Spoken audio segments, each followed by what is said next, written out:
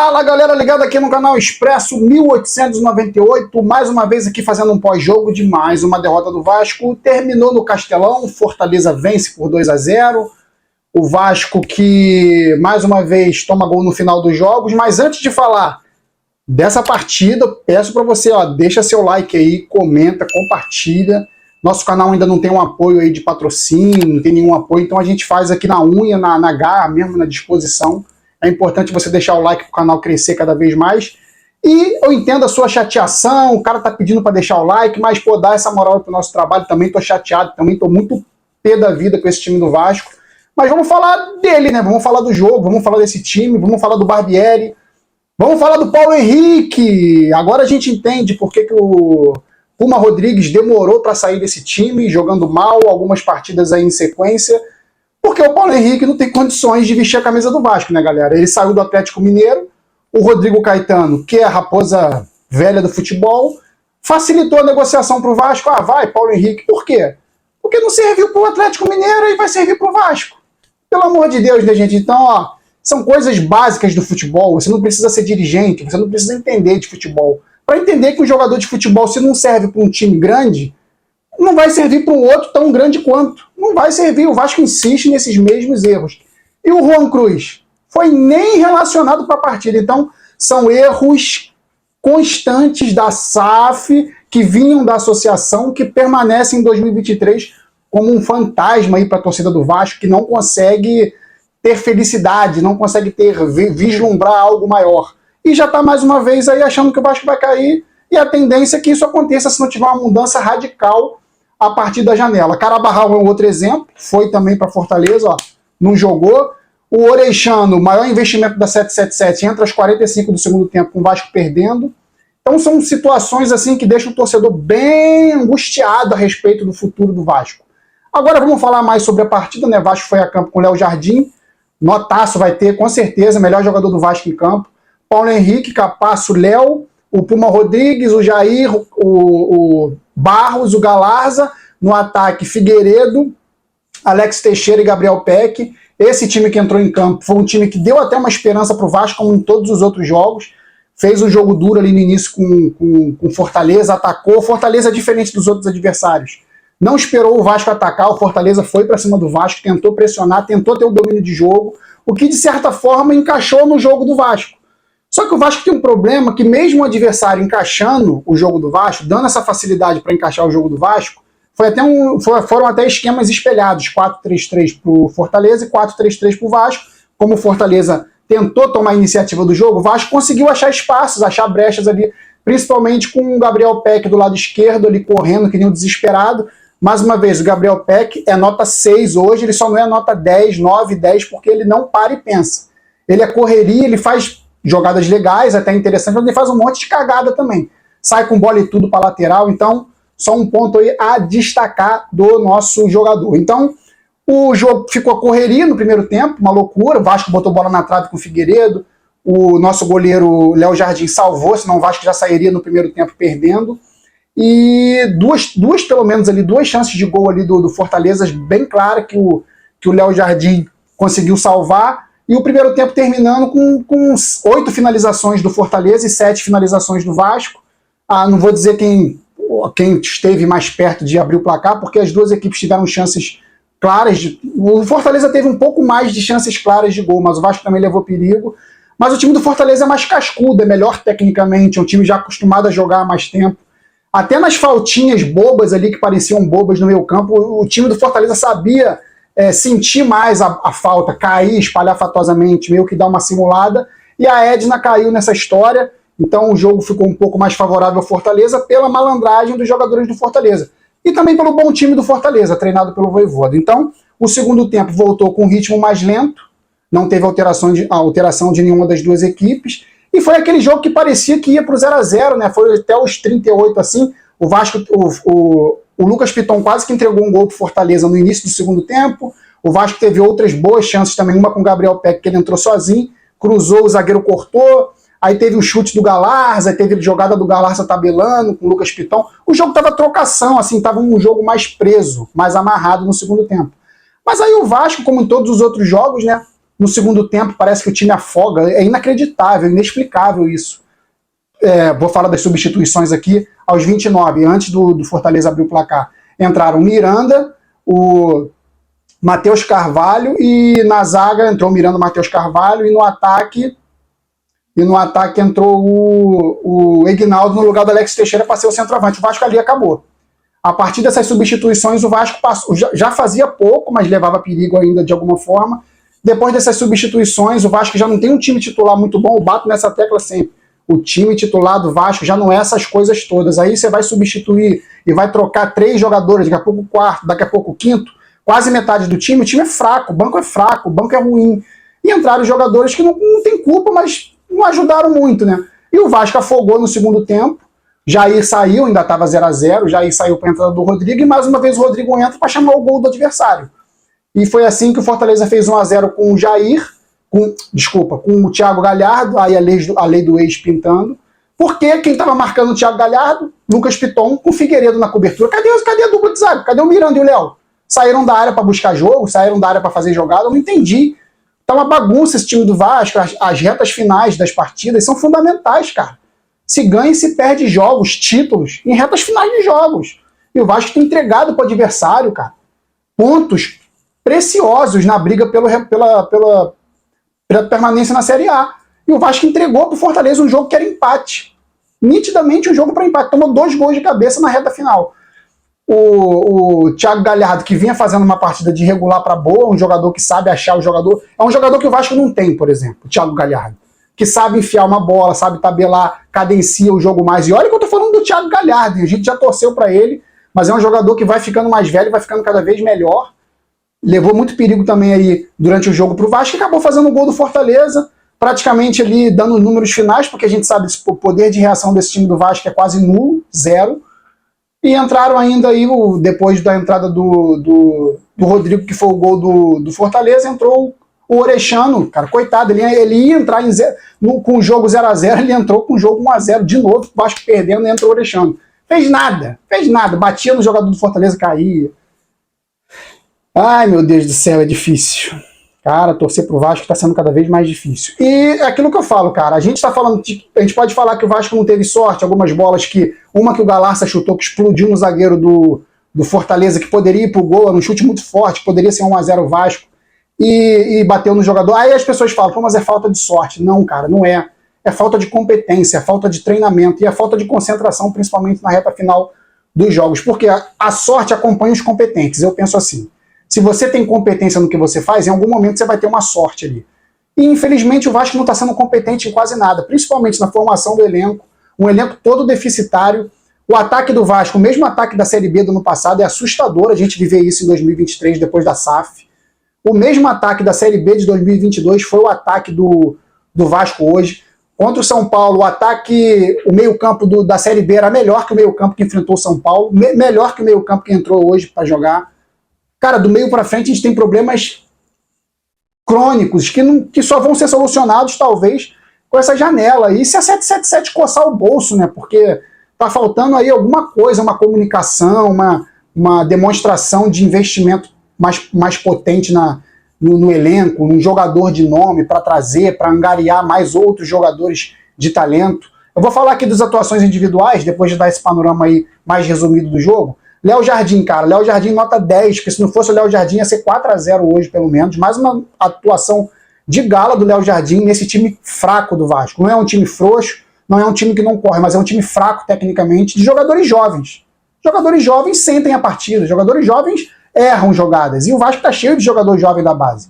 O que a gente não queria ver esse ano no Vasco, pela compra de uma empresa grande, bilionária como é a 777, mas infelizmente é o que a gente está vivendo. Paulo Henrique, nota 1. A gente viu porque que o Puma Rodrigues ficou, mesmo jogando mal algumas partidas ainda como titular. Paulo Henrique não serve para o Atlético Mineiro, não serve para o Vasco. Tchau e benção, acabou o contrato, libera. O Capasso, um jogador que veio com investimento alto, para os padrões América do Sul, contratado pela 777, hoje fez uma partida também muito ruim, principalmente no primeiro tempo, inseguro, errando passes, mal posicionado, tomando dribles fáceis de jogadores do Fortaleza, tomou um cartão amarelo logo no início, numa falha ali do Jair, também, não foi nem tanto culpa dele, foi mais falha do Jair. Tomou um amarelo logo no início do jogo, 1 minuto, 1 minuto e meio. É preocupante para um zagueiro, e ele sentiu, parece que sentiu esse cartão amarelo, jogou muito mal. O Léo, mais uma partida também segura, mas ele joga partida segura e tem jogado essas partidas seguras 90% do jogo. Os últimos 10%, essa partida do Léo não é tão segura, porque o Vasco tem tomado gols nos finais dos jogos. É o sistema defensivo que está mal posicionado, que está se portando mal. E ele é um jogador já com uma certa rodagem. Então, hoje eu vou dar uma nota 5 pro Léo, talvez a menor nota que eu tenha dado para ele. Por quê? Porque não pode tomar 2 gols de cabeça na reta final do jogo, você ganhando um ponto do Fortaleza no Castelão. Lucas Piton, talvez também a pior partida dele com a camisa do Vasco hoje. Errou cruzamentos, forte, errando cruzamento, errando laterais, errando jogadas laterais, mal posicionado, tomando bola nas costas. Então, ainda assim, é uma esperança para o Vasco, que é um jogador mais lúcido, que entende um pouco mais as circunstâncias dos jogos. Vou dar uma nota 5 também para o Lucas Piton. O Jair, mais uma partida também de altos e baixos, ele faz boas jogadas, daqui a pouco faz uma besteira, faz outras boas jogadas, também faz uma besteira. E ele é um jogador do meio campo, de volante, de contenção. Se ele erra, ele pode proporcionar um gol do adversário, como foi o cartão amarelo do Capasso, que teve que tomar o cartão porque ele errou. Então o Jair hoje uma nota 5 também, o Barros uma nota 4, Barros uma nota 6, moleque ele não comprometeu, jovem, com disposição, conseguiu fazer uma boa jogada ali, algumas boas jogadas ali no primeiro tempo, principalmente de marcação, de contenção, então vai ganhar uma nota 6. O Galarza hoje correria, mas ele não tem técnica, não tem como falar que o Galarza é solução pro Vasco, cara. Ele não consegue juntar Lé com Cré, ele não consegue fazer o tic-tac funcionar, ele é só correria, ele erra passes, ele é voluntarioso, ele é um jogador, não é um jogador descartável. Não é um jogador descartável, longe disso. Mas ele não pode ser solução pro Vasco, pro meio campo do Vasco. Nota 5,5 pro Galarza. O Gabriel Peck, boas jogadas de correria pela ponta direita, mas ele cisma em fazer sempre a mesma jogada de correria. Uma hora ele vai errar, uma hora ele vai ser marcado. E ele vai ficar reclamando de falta que muitas vezes não existem. Porque ele quer dar um bico para frente, sair correndo atrás da bola, o jogador vai se posicionar melhor que ele. Então o Figueiredo, o Gabriel Peck hoje uma nota 5,5 também. O Figueiredo, um bom chute no primeiro tempo com a bola na trave, no segundo tempo não jogou nada, sumiu, tentou dar alguns bons passes ali, tabelar, mas não é a função dele, também está perdido ali no esquema do Vasco. Nota 5 para o Figueiredo. E o Alex Teixeira, talvez o jogador que tenha mais a capacidade de proteger uma bola, de fazer o pivô, mais até do que o Pedro Raul, cara, por incrível que pareça. De esperar os jogadores se aproximar, mas ele sozinho, cara, vira uma ilha. Brigou com o Tite hoje o tempo inteiro, perdeu quase todas. As poucas que ele conseguiu ganhar, ele conseguiu levar perigo ali a defesa do Fortaleza. Então, Alex Teixeira hoje, talvez um dos melhores do Vasco, nota 6, foi substituído pelo Aguinaldo, porque talvez tenha cansado, né? Correu muito ali durante o jogo. E o Maurício Barbieri, por mais que tenha sido Maldonado hoje na beira do campo, o Maurício Barbieri vai ganhar mais uma vez nota 3, o trabalho do Barbieri não evolui. Eu já defendo a demissão do Barbieri a partir desse jogo agora, porque se o Vasco tem uma semana, sempre 7 dias para treinar, 7 dias, não tem evolução nesse futebol do Vasco, a tendência é que o Vasco vai pegando os adversários de semana em semana e vai perdendo. E vai perdendo ponto, e vai perdendo partidas na reta final, que irrita o torcedor. Então o Barbieri tem que melhorar muito se permanecer como técnico do Vasco. Eu acredito que essa semana vai ser crucial para ele, correndo um sério risco de ser demitido, porque o esquema dele não funciona, por mais que ele não estivesse na beira do gramado hoje. Então, galera, é isso. Mais uma vez lamentável um final de semana do torcedor do Vasco, vendo os rivais aí com bom futebol apresentado, o Botafogo liderando, o Fluminense jogando bem, o Flamengo ainda oscilando, mas está melhorando também, e o Vasco só ladeira abaixo. Mais uma rodada enterrada na zona de rebaixamento, talvez nem saia na próxima rodada, enfrentando o Flamengo no Maracanã, por conta talvez dos resultados dessa rodada. Então é tudo lamentável hoje no Vasco, cara. É a 777 que não se comunica, é uma semana de protesto da torcida que não teve um recado dos dirigentes, é falta de contratação, é jogador da base tendo que solucionar problema, a gente vendo o Paulo Henrique jogar, não tem a mínima condição de jogar no Vasco. São muitos problemas, e a gente sabe aonde levam esses problemas, a Série B. E se o Vasco cair para a Série B com a SAF, sinceramente, eu acho que o Vasco teria que fechar para balanço durante um tempo, não sei por quanto tempo, porque, sinceramente, galera, uma empresa bilionária tomando frente do futebol, O Vasco não consegue evoluir, consegue apresentar esse futebol aí medíocre. Ah, mas trocação com Fortaleza. Mas, gente, trocação com Fortaleza, Fortaleza poderia ter vencido o jogo de goleada. As melhores chances de gol foram do Fortaleza. Tem aqui as estatísticas, ó. Fortaleza finalizou finalizações sem ser as finalizações no gol, tá? Finalizações do Fortaleza foram 13-12, até equilibrado ali, mas as finalizações no gol, que o Vasco também tá com botar o pezinho na forma. 6 finalizações do Fortaleza no gol e apenas uma do Vasco. As do Fortaleza no gol, se não fosse o Léo Jardim, o Vasco tomaria uma goleada hoje no Castelão e já sairia do primeiro tempo perdendo, tá? Basicamente isso. Então, mais uma vez, galera, eu não vou ficar aqui entrando no mérito de arbitragem. O Vasco é um time, hoje o Vasco como clube, hoje que entra em campo, perdeu o respeito até dos árbitros. Na dúvida, vai ser contra o Vasco. Se o VAR tiver dúvida, não vai chamar se for em prol do Vasco em alguma coisa. O Vasco perdeu a sua grandeza até perante os olhos dos adversários, principalmente Fortaleza, por tamanhos de clubes, né? Hoje o Fortaleza é um clube estruturado e o Vasco é um clube tentando se reestruturar dessa forma ridícula. E o Fortaleza dominando o Vasco, sem respeito nenhum pela história, porque o Fortaleza está fazendo o papel dele. Quem não se dá o respeito, como o Vasco não se dá o respeito, o Vasco perdendo a sua mania de grandeza perante os adversários, perante as contratações que faz, para mim isso é nitidamente perder a sua origem de grandeza. O Vasco perdeu a sua origem de grandeza. Como instituição, vai ser sempre grande, vai ter sempre sua história lembrada, vai ter sempre sua história aí linda, contada, cantada, mas hoje a representatividade do futebol em campo é lamentável. De um clube que não tem mais o respeito dos adversários, nem dentro de casa, nem fora de casa. Por quê? Porque o Vasco perdeu ele mesmo a sua mania de ser grande. E a empresa que veio para solucionar os problemas financeiros e administrativos do Vasco está toda enrolada. Eu não vou falar aqui de partes de fluxo de caixa, de que dinheiro que entra e dinheiro que sai, porque eu não sei. Eles não vêm a público falar. Mas a empresa não está entendendo o tamanho do Vasco. Essa empresa não está entendendo. Não está entendendo a ânsia da torcida por jogadores. Então é isso que está envolvendo todo esse processo. O Vasco, até o jogo contra o Botafogo, vai ter esse time. Depois a gente vai ver quais são os jogadores que a 777 vai nos oferecer. Porque dependendo do que seja, é assinar o recibo de rebaixamento para 2024 jogar a Série B mais uma vez. Aí, amigo, não sei se o torcedor vai ter forças para continuar empurrando esse clube. Porque com a associação a gente sabia que não tinha luz no fim do túnel. Quando veio a SAF que eu apoiei, todo mundo achou que 2023 a gente não ia ver mais o tipo de coisa que a gente está vendo.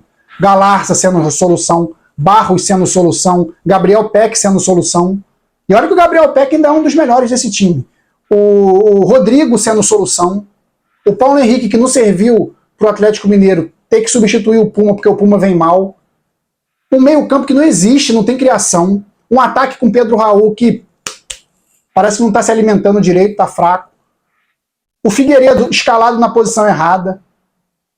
Tem muita coisa errada nesse time, cara. Tem muita coisa errada e, infelizmente, a luta vai ser pelos 46 pontos. Eu falei isso no meu primeiro vídeo do pós-jogo contra o Atlético Mineiro e reafirmo. Não me surpreende. Por quê? Porque o elenco do Vasco estava se mostrando um elenco totalmente deficiente. Então é isso, galera. Vasco voltando a campo agora contra o Flamengo. Segunda-feira, na outra segunda-feira, depois dessa a outra, que eu não sei qual é o dia da semana, mas é no dia do mês, mas é uma segunda-feira. Flamengo e Vasco, Vasco e Flamengo, o mando de jogo do Vasco no Maracanã, 50% para cada torcida. Mais uma vez, ó, não sei o que pode acontecer sem expectativa nenhuma. É isso, galera. Volto para fazer o pós-jogo, talvez uma live aí no meio da semana que vem. E esse pós-jogo do Vasco e Flamengo.